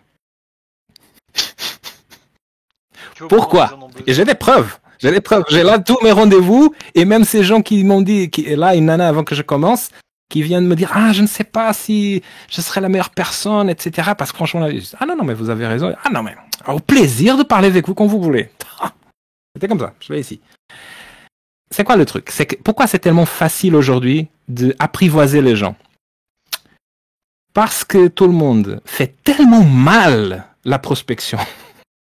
Y compris ceux qui étaient censés le faire mieux, comme les agences 360, qu'aujourd'hui je les tape dessus comme jamais, qui ne savent pas faire. C'est tellement mauvais que c'est tellement simple de faire un petit peu bien et en fait on est les rois. Et je m'explique, on pratique. Typiquement, qu'est-ce qui nous énerve quand on nous aborde? Qu'est-ce qui nous énerve? C'est pas le bon moment. J'imagine que c'est. Le bon moment, ça n'énerve pas, Florian. Parce que le bon moment, je peux dire, c'est quoi le bon moment?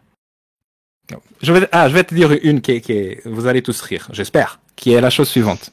Alors, quand nous vendent quelque chose, oui, t'as raison. Parce qu'en fait, nous, on déteste qu'on nous vende, mais on adore tous acheter. Alors, comment est-ce qu'on fait? Les ventes directes? Ouais. Mais qu'est-ce que c'est la vente directe? La vente à la mal faite. C'est qu'en fait, on vient vers nous, on part du principe qu'on a besoin de quelque chose sans vérifier si on a besoin du tout, sans s'intéresser à nous, et sans même avoir fait le moins de travail pour se renseigner sur nous. C'est ça qui énerve. C'est ça qui énerve. Alors comment moi je fais aujourd'hui? Moi je fais une chose. J'ai arrêté les automatisations. Je faisais des automatisations pour tester. Je même payé de ma poche pour comprendre les techniques d'automatique, de growth hacking, etc. J'ai payé cher de ma poche, hein, tout ça. Et je dis, c'est de la merde. Pardon pour les termes. Voilà ce qui marche aujourd'hui. Vous envoyez un message. Vous regardez d'abord soit le profil, soit l'Instagram un petit peu. Vous regardez 2-3 choses et vous dites, qu'est-ce qu'il y a chez cette personne qui il est en commun avec moi, ou alors que je trouve intéressant, ou alors si je ne trouve pas intéressant, qu'est-ce qui pourrait être éventuellement intéressant si je faisais un effort pour que ce soit intéressant. Je déteste ce gars, mais je veux lui parler. Qu'est-ce qu'il pourrait avoir d'adorable s'il y aurait quelque chose d'adorable chez ce connard? Exactement, mais qu'est-ce que ça veut dire s'intéresser aux autres? Sincèrement. Ça suffit pas de grand-chose. J'ai fait un truc comme du style. Écoutez, déjà, je vais vous dire un bravo, parce que quand je vous ai vu dire ça dans votre résumé, que ça vous intéresse beaucoup la relation client, je sens que c'est pas du bullshit et je pense que c'est tellement rare de trouver des gens qui le disent des créas aujourd'hui que je voudrais vous dire un bravo pour ça. Phrase suivante. Et puisque vous dites ça, je pense que ce serait vraiment une bonne raison pour qu'on discute de mon offre, pour que vous m'aidiez à faire mon offre. Parce que je veux vraiment faire... J'ai fait une transition. Mais même s'il n'y a pas de transition, le simple fait qu'ils comprennent dans le premier paragraphe ou dans le premier chose que vous dites, que vous n'avez pas fait une automatisation et que vous avez vu que c'est impossible que ce soit une automatisation, vous êtes déjà dans la différence. Alors que si c'était il y a une dizaine d'années, c'était pas possible. Vous voyez pourquoi je dis que c'est tellement facile aujourd'hui? Et que je remercie à ces bandes de bourrins qui envoient des messages partout, parce que maintenant c'est tellement facile d'aborder les gens. C'est ça. Donc tu envoies ce qu'on appelle, prends ça, un icebreaker. On ne commence pas à parler ni de nous, on demande quelque chose sur lui. Alcy, est-ce que ça te parle? Ouais, moi ça me parle, carrément. Non, Donc, mais après, je suis vraiment d'accord avec toi, ouais. Ouais, ça te parle en fait. Tu es d'accord en fait qu'il y a une différence entre nous venir, Ouais. donc personnaliser les messages. Plus personnalisé c'est, mieux c'est. Mais après, il y a une autre chose qu'il faut, maintenant que tu parles de ça, que c'est ne pas penser que ne pas avoir une réponse, ça veut dire que je suis pas intéressé ou que vous êtes un embêtant. Qu'est-ce que ça veut dire quand on nous répond pas? Ma réponse c'est je m'en fiche, je n'ai aucune idée, ça peut être tellement de choses. Exactement, et ça c'est dans les 90% des cas, très sincèrement. Donc en fait, j'ai ici des messages où les gens me remercient de les avoir relancés. Pourquoi? Parce que la relance, juste Florian, juste un truc, la relance, contrairement, si elle est bien faite, ce n'est pas harceler les gens. C'est montrer que tu es professionnel, que tu ne l'as pas oublié et que tu n'es pas tout simplement en train de tirer partout, à voir quel est le premier oiseau qui tombe. Tu vois l'idée? Pour moi, quelqu'un qui m'envoie un message et qu'après ne me relance jamais, c'est quelqu'un qui a essayé son coup. Comme il a essayé avec 1000 autres. Alors que s'il me revient vers moi, sous un autre prétexte, mais pertinent, c'est qu'en fait, il a vraiment quelque chose d'intéressant à me dire. Et tu vas avoir peut-être 1% de gens désagréables. 1%. Et ces 1%, c'est la plupart du temps, quand tu dis non 3 fois, non, dire non, c'est une autre chose. Dire non, c'est une autre chose. S'ils me disent non à quoi? Je n'ai rien proposé. J'ai juste proposé un rendez-vous. Ils disent j'ai pas le temps. D'accord? Je suis pas pressé. Est-ce que d'ici 2 mois, ça va pour vous? Ghosté, pas de réponse. Au bout de 3, s'il ne te répond pas, tu le mets dans ce qu'on appelle le frigo. Tu le mets et tu reviens dans 3 mois ou dans 6 mois, sous un autre prétexte. Il va t'oublier. C'est complètement sûr. Il va t'oublier parce qu'il s'en fout de toi. Tant mieux. Faut être un chihuahua. Tu peux être un chihuahua qui se cache au milieu de la forêt. C'est qui attend 3 mois avant de te mordre les chevilles. Mais oui, ouais. Non, Voilà. Voilà. Et Attends, je vais voir un petit peu ici les trucs. Qu'est-ce qu'ils disent du coup? Faut voir. Okay. Quelle est la chose qui t'énerve? Ah oui, c'est quoi qui t'énerve, Kedi? C'est le fait de le faire ou c'est le fait de recevoir ce genre de personnes insistantes? Ah, ghosté.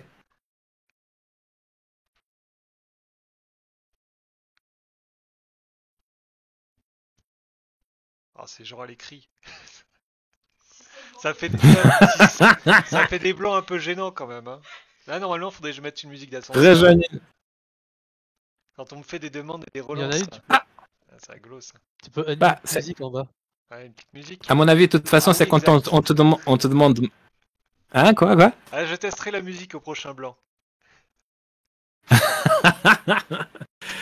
Ça, c'est parce que c'est pas des bonnes relances en réalité. D'ailleurs, on pourrait dire, en fait, au lieu de dire relancer, on pourrait dire faire un suivi. Il y a une chose différente. Ouais. Du coup, qu'est-ce que c'est de faire un bon suivi? D'après tout ce que je t'ai dit, qu'est-ce que tu dirais, Alcy?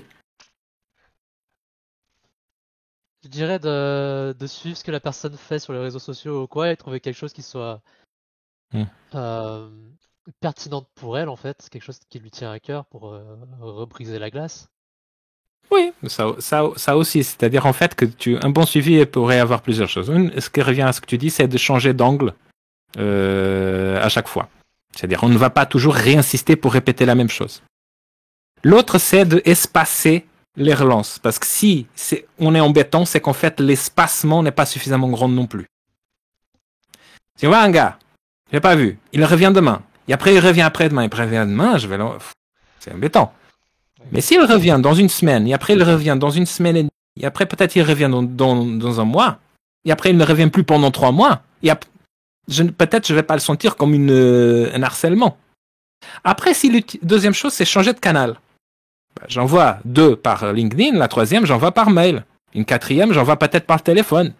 Parce qu'il a déjà vu mes mails, donc il met ça. La quatrième, c'est changer la mémoire de la journée. Je peux envoyer le matin. La deuxième, j'envoie le matin. Il ne va pas le matin, peut-être ce sera mieux le soir. J'ai ici, par exemple, des relances que j'ai fait, qu'on m'a remercié, les relances, je vous dis. J'ai envoyé 2 fois par LinkedIn, mais il n'était pas actif. J'envoie par mail et j'envoie à son associé en disant, je ne veux vraiment pas vous embêter. Et d'ailleurs, en fait, c'est vraiment, j'explique quelque chose de plus que je n'ai pas expliqué dans le premier mail. Tu vois? Donc, tu ajoutes des choses. Ça, c'est une autre erreur. Tu vois aussi, Florian. C'est que les gens mettent tout le paquet dans le premier message. Alors qu'en fait, tu peux envoyer plusieurs choses dans plusieurs messages pour rajouter, avoir toujours quelque chose de nouveau et intéressant à dire. C'est ça le truc. Donc un suivi, si tu veux un bon suivi, c'est un suivi qui tient en compte de l'espacement, de changer les canaux, changer le moment de la journée et de se dire au bout de, tu fais un critère, au bout de 2 fois ou 3 fois, 4, 3 fois, je veux dire. 4, je pense qu'effectivement c'est un peu rare que ça vaille le coup. 4 fois, tu arrêtes et tu laisses pour beaucoup plus tard. Peut-être que dans le temps du beaucoup plus tard, la personne a vu déjà tes contenus, elle vient vers toi. Pourquoi l'espacement entre les relances est important? Ça, c'est un petit détail qu'on en parle petit peu aujourd'hui. C'est qu'en fait, ça donne le temps qu'ils regardent tes contenus et que tu vois qu'il y a des gens qui interagissent avec toi, comme moi dans LinkedIn. Ah, le gars, il existe. Ah, les gars, c'est pas un blaireau. Ah, ouais. Ah, il m'a relancé. Ah, j'ai pas le temps maintenant. Mais continue à voir. Ah, c'est le gars. Ah, écoute, je vais le répondre quand même. C'est ce qui se passe avec moi tout le temps. Donc, en fait, c'est voilà. J'ai répondu à ta question, Alcy. Où il y a... Ouais, non, carrément. Franchement, je voyais pas ça sous cet angle. Je trouve ça vraiment chouette. Lequel? Euh, pour l'espacement. Ah oui. Genre, ouais, comment tu espaces pour les relances et surtout, ce qui marque, c'est de pas tout mettre dans le premier message et qu'on peut Exact. utiliser plusieurs messages pour envoyer plusieurs idées différentes en soi. Enfin, pour construire son message sur la longueur plutôt que sur un. C'est ça. C'est exactement ça. Ouais. Pas mettre tous les deux dans le même panier. En fait, si tu veux exactement, si au moins de dire, je vais envoyer le message parfait, etc. En fait, tu dis, je vais m'obliger à diviser mon message en 4. Et en fait, je vais envoyer le premier comme ça. S'il me répond pas, je l'envoie le deuxième. Pourquoi? Parce qu'en fait, si tu mets trop de choses, trop d'angles, trop d'infos dans un même truc, la personne ne sait pas sur laquelle elle doit faire attention. Un jour, il y a une nana d'une agence qui m'a démarché en me mettant 6 questions dans le même mail. Et je lui ai dit, laquelle vous voulez que je réponde d'abord? Elle m'a posé 6 questions dans le même mail. Vous avez besoin de ça. Nous pouvons faire ça. Est-ce que vous avez ça? Est-ce que vous avez... Laquelle vous voulez que je réponde d'abord? Je lui ai répondu. Donc en fait... Ouais, pardon, vas-y. Non, vas-y, finis. Non, j'ai terminé. C'était de dire en fait que tu peux distribuer dans l'ensemble des messages. Donc comme ça, tu n'es ni lourd, et en fait, on te rend plus attention, quoi. Et tu as plus de prétextes pour parler. Bon, ce que je propose, Florian, si tu es d'accord, en fait, est-ce qu'on pourrait voir peut-être des... Là, il y a certainement des questions, mais il y a peut-être un case study où vous avez un exemple soit à niveau de prospection, soit à niveau de problématiques spécifiques de vous à vendre que vous voulez partager en vocal comme Alcy faisait. Et comme ça, on pourra voir votre cas ensemble en flash. Non? On t'entend pas, Flo? Flo! Reviens! Allô? Je peux doubler, mais je suis bon pas sûr que je veux vraiment avoir. Ok. Ah. Ouais. Non, t'as nouveau mute. Oh punaise. Pendant que Flo il essaie de revenir, je vais voir ici un petit peu. Ça a bugué. La photo, il y a quelqu'un ici qui parle des photos. C'est toi, Blue Topi, Marion. Oui, Ouais, attends, je intéressant sais ça. comment on fait. Oui, t'as parlé. Exactement. Personnaliser ses messages en cherchant un prétexte honnête. Mais honnête et légitime. Exactement. Ne, ne pas. Oui, oui, on t'entend maintenant, loin. Je vois.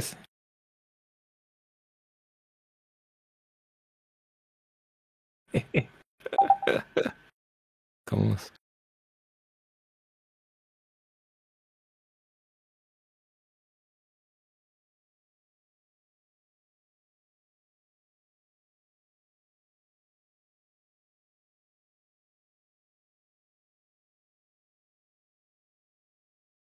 Ah, édition.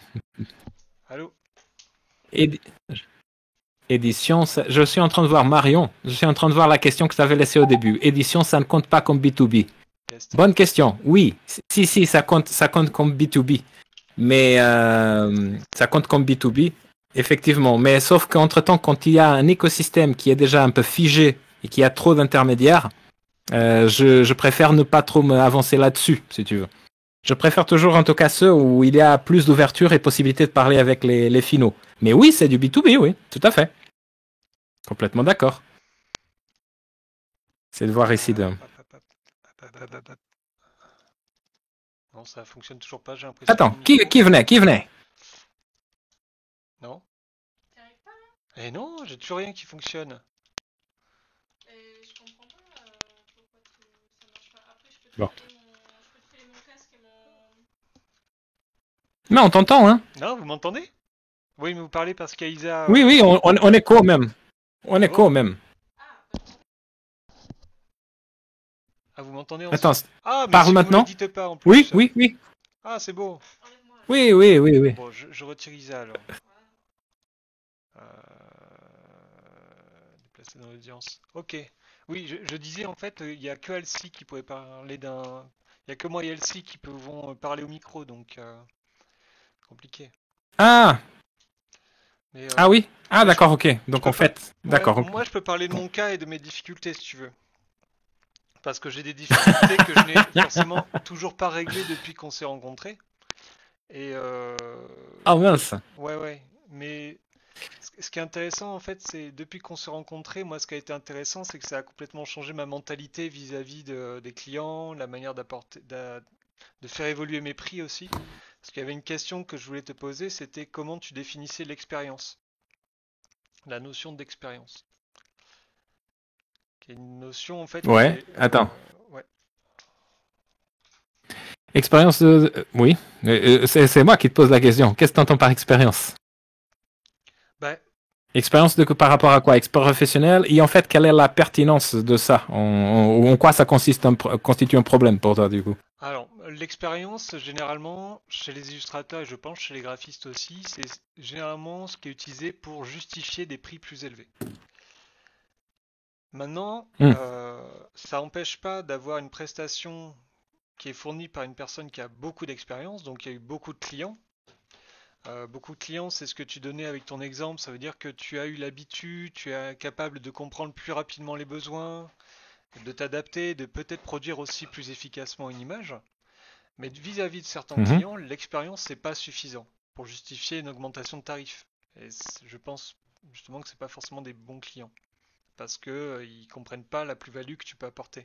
Par exemple, nous en illustration, le problème qu'on a, et je pense que c'est la même chose en graphisme, euh, on va tomber sur des clients qui vont nous demander de travailler vite et pour moins cher, ce qui est contradictoire avec la Mhm. notion d'expérience.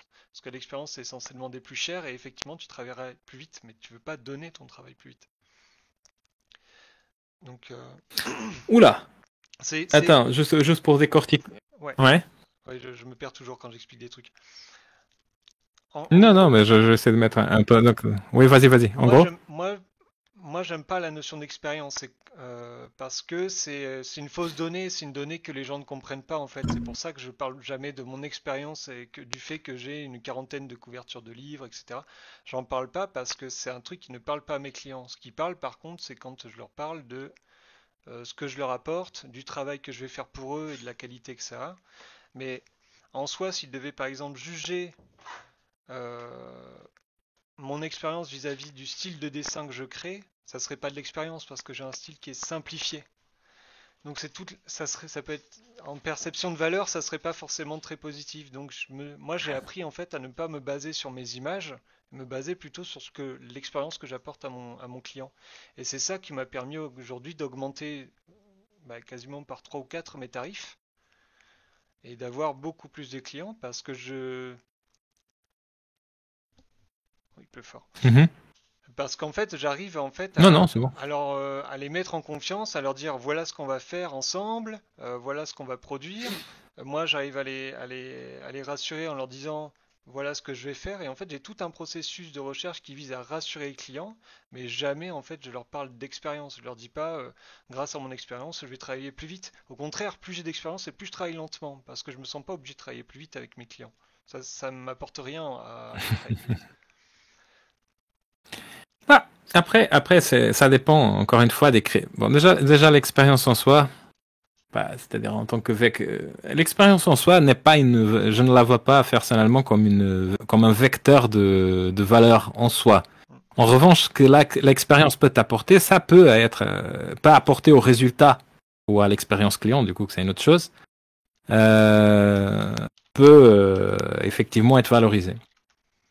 La question c'est, moi je vois les choses même, par exemple pour faire un logo, pour moi quand j'ai vu ça, pour moi ça me paraît une bonne allusion. Il y a un logo de Nike. Le logo de Nike, bon à l'époque il n'a pas coûté beaucoup, mais aujourd'hui si ça a été refait, ça coûterait toute une fortune, une agence, ne serait-ce que pour faire un réarrangement du truc de Nike, ne serait-ce que 2 mm. Alors, on va se dire, est-ce que ça peut être fait par un stagiaire débutant? Complètement. Donc, après, on va me dire, mais c'est pas juste la question technique de le faire. Il y a aussi la question du travail, de la strat pour définir quelle est l'identité de marque et pourquoi, le pourquoi du pourquoi. Très bien. Ça aussi, là, on monte d'un cran. Mais il y a aussi des gars qui sont assez jeunes, qui ont compris le max de la stratégie et peut-être qu'ils sont même plus... Alors, qu'est-ce qu'il fait là? Pour moi, ce qu'il fait, qu'il paye à des agences pour qu'ils fassent des stagiaires ultra chers pour qu'ils fassent des logos, c'est pas parce qu'ils ont plus d'argent ou parce que l'autre a plus d'expérience, c'est parce que éventuellement l'expérience qu'ils ont va permettre, je vais utiliser ton mot, de rassurer en disant voici un logo qui va, s'il y a quelque chose qui ne marche pas à cause de ce logo, ça va avoir des impacts de millions d'euros, donc il vaut mieux confier à notre feeling d'expérience qu'on va faire le bon choix au premier coup. Pour moi, c'est ça qui coûte cher.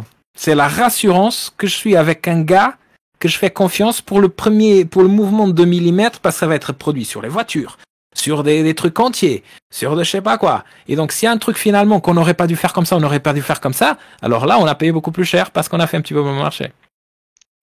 Donc, l'expérience peut servir si elle sert comme une gage de rassurance par rapport au rendu final et aux conséquences du rendu. Si le mec me dit, je me disais bien, les gens n'ont pas acheté mon livre peut-être parce que le gars il a peint le nez aux 2 mm de plus de ce personnage au lieu d'1 mm de moins, j'avais... Mais à ce moment-là, tu peux dire, non, j'ai de l'expérience, vous pouvez me faire confiance si vous le croyez, parce que les résultats... Steve Jobs, quand il a fait, les gens ne parlent pas beaucoup de ça, quand il a abandonné Apple la première fois, le mec il est allé chez Next, c'était sa boîte. Je sais pas si ça te parle, Florian. Non, je connais pas. Vous connaissez Next, les gars? Next, c'était la boîte startup qu'il a fait avant d'acheter Pixar plus tard et après de revenir chez Apple. Il a fait pendant des années Next, qui a fait quelques petits trucs. C'était une boîte informatique pour faire des trucs machin. Il y avait un cube noir, tout ça. Et le mec, pour faire le logo de Next, il a demandé à un graphiste qui avait un respect énorme. Mais quel chérissime qu'il a fait le logo, truc cube noir avec un truc jaune, etc. Et le mec aura dit, c'est très très bien, machin. Éventuellement, ce jaune, je le mettrai un petit peu plus clair comme ça. Le mec, il vient, il tape sur la table, comme ça. Ils disent, ça fait 35 ans que je fais ce métier. Si j'ai mis ce jaune avec ce code couleur exact, je sais de quoi je parle. Et Steve Jobs, qui avait un putain d'un mauvais caractère, n'a même pas discuté un mot. Il dit, ok, c'est bon. On fait le jaune comme tu veux. Parce qu'il le faisait confiance. C'est ça, oui. la confiance qui Peut-être pour entre en son jeu. expérience. Eh oui.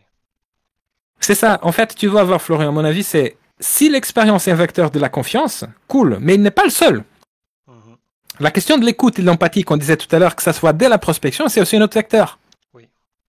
Il donne l'argument de la connaissance du marché qui, pour moi, rayonne assez bien avec ce que tu disais au Ouais, début, avec le fait d'avoir peut-être entouré de gens aussi qui ouais. peuvent apporter des compétences en plus. Et ben, pour moi, avoir une connaissance du marché, c'est une compétence qui est très importante pour certains types de clients.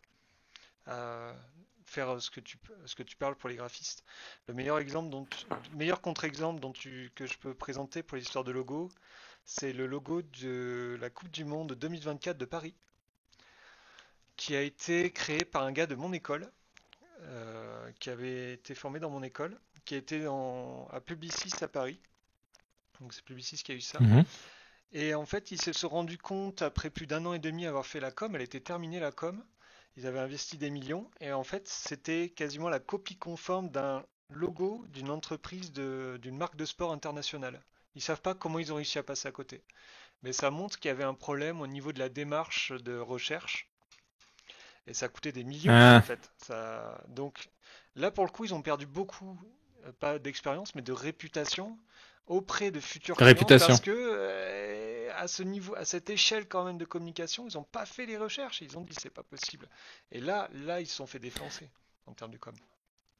Bah, tu te souviens ce que j'avais dit au départ, en plus, quand il y avait mon coaché qui me demandait, qu'on avait la discussion sur le syndrome de l'imposteur, c'est un peu ça. Oui, C'est-à-dire que même l'expérience, ça peut être, c'est un couteau de à double tranchant, en fait. oui, C'est-à-dire qu'il peut être évoqué effectivement, un gars qui est trop expérience, il peut être pas mis à jour, déjà la première chose, et deux, il peut être pas suffisamment attentif, et trois, avoir trop de certitudes mhm, pour ne pas prendre en considération mes spécificités et tout ça. oui. Donc c'est un peu relatif, en fait. C'est à double tranchant. Ah, il faut vraiment analyser. Ouais. Ouais, c'est ça. Mais en revanche, ce que tu as dit sur la question de ta connaissance du marché, etc., c'est-à-dire et qui rejoint un petit peu peut-être ce que je disais au niveau des agences 360 ou d'être un peu consultant, c'est que tu peux montrer que tu peux voir plus large que ton simple métier technique ou artistique proprement dit. Et donc rassurer sur ce point-là. Ah oui, oui, bien sûr, c'est important. Enfin, ça peut Ouais, être c'est ça, important. parce que par exemple, quand je dis, bah, je dis en tout cas que moi, j'accompagne des enseignants, que je forme les gens à la vente, à la prospection, sur LinkedIn, beaucoup, etc., machin. Mais le fait que je dise que je suis coach certifié, donc je me suis formé pour l'accompagnement, ça va rassurer, en tout cas, des gens qui ne vont pas avoir des gamins de 20 ans, qui vont te donner des conseils parce que c'est écrit, parce qu'il faut te faire comme ça, et après, quand il y a un outil qui marche pas, ils vont dire, ah, c'est bizarre, je comprends pas, ça doit être toi, pas moi. Et ça, c'est la pire des choses qui peut arriver. Hein. C'est d'ailleurs comme le problème de donner à d'autres de la prospection, c'est ça, les histoires. Des gens, par exemple, qui vont justement payer 1 500 € pour 5 jours à un prospecteur, etc. Il a zéro que dalle. Il dit, ah, c'est ton offre qui n'est pas bonne. Ouais. On va dire quoi? Ça arrive tout le temps. En fait, c'est une des choses. Les gars qui sont en train de dire, vous allez trouver, etc., qu'est-ce qu'ils disent tous? Si vous savez, les gars. Ah, voilà. Donc, on peut faire ça, automatisation, Facebook Ads, etc. Donc, ce qu'il faut, c'est avoir une bonne offre irrésistible. C'est toujours un bon gage pour dire c'est votre faute à la fin si ça marche pas. C'est ça. C'est excellent, hein. C'est te dire non, mon système était bon, c'est ton offre. Ah ben c'est ton offre. Et donc comme tu as honte de dire que finalement c'est pas toi, que t'as pas trouvé la bonne offre, finalement non, c'est pas la faute de l'autre. Ouais. Ça, c'est un problème que j'ai. Donc, Un problème terrible. de quoi? C'est un problème terrible que j'ai avec mes clients, ça parce que euh, juste, bon, si on devait continuer mon cas, moi, comme je fais des couvertures de livres, en fin de compte, il y a un élément central de leur communication, qui est la couverture, qui est si la couverture elle est ratée, le livre se vendra pas. Et en fait, le problème qui peut se poser avec ma position, c'est de me dire, est-ce qu'ils ont raison? Ou est-ce que c'est parce qu'ils font simplement mal leur communication, par exemple, qu'ils font pas passer le bon message? Parce que le livre, euh, il- moi j'ai rencontré quand même quelqu'un qui voulait écrire des histoires d'horreur gore, et il m'a dit c'est pour toute la famille. Mhm. Je dis déjà c'est pas pour toute la famille, et ensuite je fais pas ça. Donc il y aurait eu un problème de positionnement quoi qu'il arrive en fait. Quelle que soit la création que j'aurais fait pour lui, il aurait complètement il serait complètement passé à côté de son marché. Et peut-être qu'effectivement, Mhm. il aurait pu venir me voir en disant, j'arrive pas à vendre des livres. J'étais, ah bah, c'est pas ma faute en fait. Moi, j'ai fait le travail que tu m'as demandé, qui était de créer une couverture. On l'a fait comme tu la voulais. Bon, bah, si t'as pas compris ton truc, ça ne marchera pas. Et moi, Bah, c'est enfin, dépose tout sur la couverture, de toute façon. c'est Si c'est- c'est dépose tout mort, sur hein, la on est couverture et d'accord. disons que c'est là.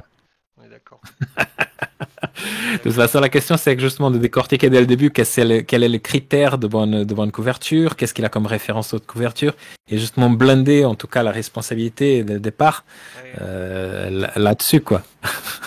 Et de toute façon, si tu montres un petit peu de culture marketing justement autour, c'est ça. En fait, c'est ça qui est l'avantage de la culture marketing, c'est qu'en plus, elle peut être toujours utilisée auprès des clients, même si c'est pas ton métier à la base, pour les rassurer pour aussi leur en parler, plus, ouais. un petit peu Ouais. plus. Ouais, tout à fait. Ouais, je leur en parle Super. souvent, c'est pour ça je continue toujours. Quand ils ont besoin de moi, je dis bah, si vous avez besoin d'images pour faire de l'AppCom, contactez-moi, etc. Et ça te permet de fidéliser aussi, et c'est intéressant. Et, il est C'est 18h30, ça. Pedro. Alors tu m'avais dit vouloir faire qu'une heure et demie. Ouais, Donc je pense qu'on pourrait ouais, de toute s'arrêter façon. là. Et On peut s'arrêter là. ouais, Éventuellement, la seule chose, si tu me autorises juste, Florian, ils disent, bon, comme je vous ai dit, les gars, je ne suis pas là dans une approche du tout de vente, mais par contre, j'avais parlé avec Florian qui avait une information qui pourrait être intéressante pour vous, indépendamment si c'est pour bosser avec moi, si c'est pour faire autre chose, qui est juste pour vous informer, n'est pas très connu, que vous, en termes de formation, vous pouvez, en tant qu'artiste-auteur, si c'est votre statut, donc vous faire financer pas par le CPF, c'est pas du CPF, mais par votre OPCO qui est certainement l'AFDAS. Normalement, il y a des illustrateurs qui ne sont pas dans l'AFDAS, qui sont dans un autre OPCO. OPCO, c'est un organisme qui a votre taxe professionnelle pour vous en tant qu'entrepreneur, pour que vous puissiez former vos employés, qui sont vous-même. Donc, nous, on a le CPF, nous, en tant que salariés, ils nous donnent, mais après, on a des financements de l'OPCO. Par qui? Par les OPCO. OPCO, c'est organisme paritaire, je sais pas quoi, je sais pas quoi. Et en fait, celle des artistes auteurs s'appelle AFDAS. Et donc, en fait, ils vous collectent tous les ans une taxe professionnelle. Ils ont un budget annuel pour que vous vous formiez. Pour que vous vous formiez. C'est pas qu'avec les gars qui vous apprennent le marketing. C'est même dans votre propre métier, si vous avez besoin. C'est pour ça que les musiciens, alors, l'utilisent à fond, même pour se faire former, alors que la plupart sont des fauchés, hein, justement. Ils utilisent pour... Et il y a un avantage avec l'AFDAS, c'est exactement, afdas.com. C'est parmi les plus généreuses qui existent des OPCO. La mienne, qui est la FIFPL, elle est une radine de premier niveau. Mais celle de l'AFDAS, elle couvre même la TVA, quand il TVA il y en a. Et elle prend en charge, alors que moi, je dois payer pour qu'on me rembourse, et partiellement, l'AFDAS, dans la plupart des cas, finance vraiment la totalité, en sorte de tiers payant, y compris la TVA. Donc, mais il y a une chose qui est importante aussi pour vous dire, c'est que ce n'est pas transposable. Non, 6300 quelque chose dans les 3 dernières années ou environ 10 000 dans les quelque chose comme ça. Donc effectivement, il a fallu quand même, si vous avez fait 6300 quelque chose dans les 3 dernières années, vous êtes éligible. Et attention, parce que les budgets de chaque année ne sont pas transitables pour l'année prochaine, ils ne sont pas cumulables comme le CPF. Donc, c'est à utiliser chaque année. Donc voilà. Donc, quelle est la partie qui m'intéresse de vous dire ça? Ça, je vous dis en toute chose. C'est que moi, depuis septembre, j'ai commencé à faire ça. À travers un partenariat que j'ai, il est possible, on va au cas par cas, mais il est possible justement de faire financer mes accompagnements, mes offres, par ces financements. Et j'ai une graphiste artiste-autrice, comme on dit, artrice, aujourd'hui, qui est de l'AFDAS, justement, qui était l'intégralité. J'ai un accompagnement que, vu qu'il est financé, je le mets un petit peu plus cher parce qu'il y a la partie de mon... Ça faisait 2520 €. Je vous dis, je suis transparent. 2520 € le complet. TVA comprise. TVA comprise. TVA comprise. Et ça a été intégralement pris. Même l'autre illustrateur que j'accompagne, c'est pas la FDAS qu'il a, c'est la FAFCA, c'est une autre des artisans. Je sais pas pourquoi il est tombé dans l'autre. Après, vous pouvez voir ça dans votre... explique comment vous pouvez voir quelle est la vôtre. En fait, pour le même, il a dû juste avancer, être remboursé, et juste payer la TVA. Donc ça a fait 420 € pour lui. C'est juste pour vous expliquer ce que vous avez... Attends, je vais voir qu'est-ce que les gens disent ici des budgets. Oui, de l'AFDAS, oui. Amos, d'AFDAS, oui. C'est la plus sympa. Si ce n'est pas la plus sympa, c'est une des plus sympas qui existent pour les artistes auteurs, en fait. Et... Ah, Mols, tu disais 9 000 € en 3 ans. Non, c'est 6 300 quelque chose. Et c'est environ 9 000 ou 10 000 pour les 5 dernières années, si je ne me trompe pas. Ouais. Donc voilà. Est-ce que vous saviez que ça existe ou pas? C'est une question vraiment, parce qu'en fait, je m'étonne. Ouais, tu vois. Mais je parlais avec Florian et Isabelle, c'est la même chose. Tu vois? Non, mais c'est de la folie, hein. C'est de la folie. Donc, non, mais c'est exactement, et je ne comprends pas. En fait, pourquoi est-ce qu'on ne dit pas ça, la phrase elle-même, ne fait pas des réunions de choses avec dans la maison d'artistes et tout ça comme ça, quoi. Je ne comprends pas. Je sais pas. À qui profite le crime? Je ne sais pas. Franchement. Eh oui, c'est ça. Les gens à chaque fois disent, ah, le CPF, non, mais j'ai fini. Non, mais c'est pas le CPF. Mec, tu ne sais pas que t'as l'autre? Non. Et les artistes sont ceux qui ont le plus. Ouais. Tu te souviens, Florian, Claudia, je pense peut-être qu'elle va voir ça aussi du coup. Claudia, salut Claudia, ça fait longtemps. En fait, justement à l'époque qu'elle s'était fait accompagner dans nos cadres, c'était avec la FLAS, justement, totalement, intégralement, à cette époque-là. Mais oui, c'est vrai qu'elle ne savait pas à cette époque-là non plus. Et bon. Ouais, donc voilà, information passée pour vous tous. Ben, c'est super, merci beaucoup Pedro. Et moi, ce que je proposerais... Merci. Ouais, vas-y. Non, je disais merci à tous aussi pour ce petit moment agréable et pour vos retours, quoi. Ouais, mais moi, je voulais dire que si vous voulez forcément discuter avec Pedro, est-ce qu'il y a un endroit où on peut te contacter, Pedro, pour discuter, enfin, même si les gens sont intéressés ou même simplement savoir plus sur, peut-être juste discuter de leurs problèmes ou autre chose. Ah oui, mais vous pouvez utiliser mon mail déjà qui est pedro@psychovente.com. C'est le mail que j'utilise encore du nom de ma marque de boîte. J'ai pas encore ouvert celui du Creative Vendor. Sinon, si vous êtes jamais sur LinkedIn, je suis beaucoup sur LinkedIn et vous pouvez me trouver Pedro Mendes-Santos. Pedro Mendes Santos, et vous allez me trouver. Vous me demandez en contact, je vous ajoute et on peut parler aussi par messagerie. Je mettrai les liens. Et si je peux te donner les accès, on a un endroit qui s'appelle Pub, si jamais tu veux mettre tes trucs. Pub? Ouais, attends. Ouais, je pourrais mettre quelque chose là concernant mon podcast. Ah, le podcast, tu mets le lien du podcast, ça va intéresser tout le monde, je pense. J'en ai déjà parlé, donc, pas de problème. Demain, je vais lancer un autre épisode encore, en plus. J'ai interviewé justement une graphiste spécialisée dans le graphisme juridique. Elle fait pour des avocats uniquement depuis, je t'en ai parlé, quoi. C'est vraiment intéressant. Elle va parler de comment vendre des prestations créatives au métier du droit et de la justice. Super, t'as raison. Ben, nous, ce qu'on va faire, alors ce que je vais faire, tu me dis, moi je vais partager la vidéo. Est-ce que ça te va si je le mets en public et je mets des liens vers ton truc, parce qu'on a quand même du référencement qui vient sur YouTube, nous. On a pas mal de gens et qui cherchent le contenu. Ça t'irait? Ok. Ouais. Oui, bon, ça m'irait. Et puis je te demanderai les liens que je mets dessus et puis on en mettra un max. Et puis ça peut t'aider, au moins pour avoir des gens pour discuter. Tu vas voir avec plaisir. La faune des artistes est très riche. Eh bien, merci encore Pedro. Merci encore pour ta Merci à toi, merci à vous. À très bientôt. Et à bientôt. Merci encore. De toute façon, là, on va se boire. On va se reboire encore un verre là, maintenant que je suis pas loin de chez toi. Maintenant. Absolument. La semaine prochaine, dernière chance. Ouais, après ce week.